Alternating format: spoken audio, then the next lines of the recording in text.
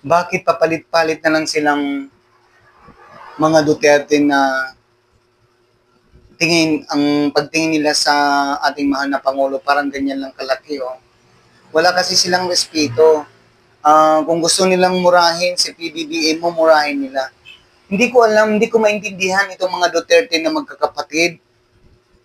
Okay lang ako sa ama kasi yung ama parang ganun na rin. Doon kasi sila nanggaling eh. Doon kasi ang ama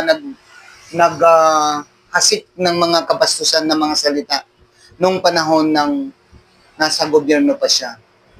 Pero ngayon hindi ko na talaga matanggap itong ginagawa nila Sara, namumurahin, papatayin na sa salita si PBBM. Hindi na maganda 'yon.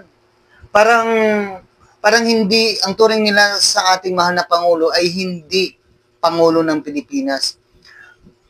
Assuming nyo na lang na tao siya at saka nakatatanda sa inyo, dapat, di ba yung mga kapahanahunan natin, pag mayroon mga matatanda na kasalubong natin, magbibisa yun ng ganyan. Pero kayo, yung mga bungangan ninyo, parang bungangan ng demonyo.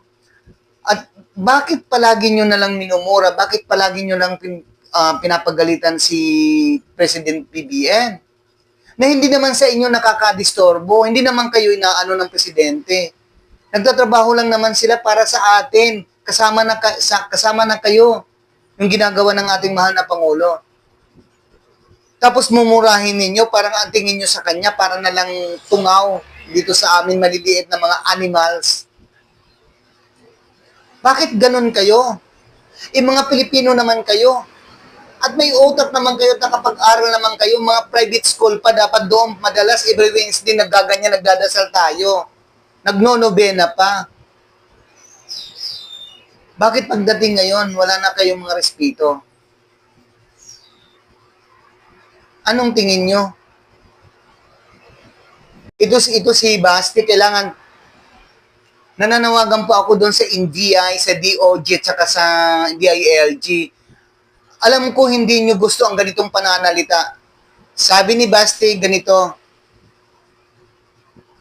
hinahanap niya ang ulo ni PBBM. Hindi magandang words na yan. Criminal offense. Inciting of sedation yan. Huwag niyong palalampasin yan, Secretary Remulla. Hindi maganda yan. Palagi na lang, presidente yan na pinagsasalatian nila. Dapat bigyan nyo ng action agad-agad para matauhan na yung mga supporters, mga followers, at saka yung mga pinuno ng mga mamimiste ng mga Pilipino. Nakakawalang galang, nakawalang respeto, Pangulo ng Bansang Pilipinas, minumura nila, nagsasalita sila na patayin na. Kung sino-sino na lang mga ordinaryong tao, sinasabi na patay na.